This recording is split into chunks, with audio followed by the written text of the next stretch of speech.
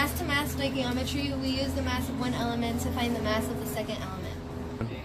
This is our first example, which is 2 grams of calcium is used to produce calcium oxide. How much calcium oxide will be produced on those 10 grams? First, we gotta find the molar mass. The molar mass can be seen here. A mole is 10 with the exponent of, I believe, 23. And the molar molar mass is the weight of that, of a mole, for every element. It's different for every element. Calcium is 40, calcium oxide is 56. Since oxygen was not even, it's not being looked for or being used in the equation, we just gotta ignore that. 2, since it already says 2 grams, we gotta use what's known, so it goes right here. 1, it's just always gonna be there. Gonna convert it to moles instead of grams to moles.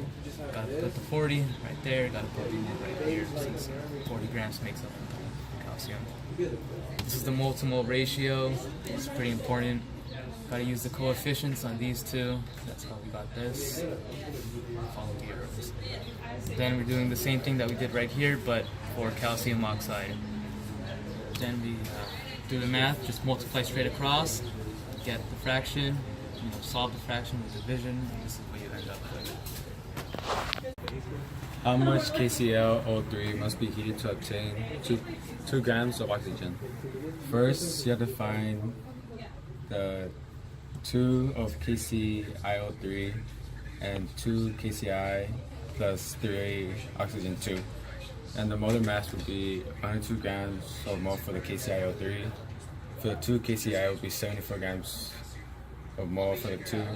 And for the oxygen, it would be 32 grams or more. Then you're gonna have to put your grams here, which will always be 1. Then you're gonna times it by the oxygen. The oxygen always stays in the bottom, and you always have to put the 1 on top. Then you're gonna move on to the KClO3. You're gonna bring this over here, and the oxygen will always come down at the bottom.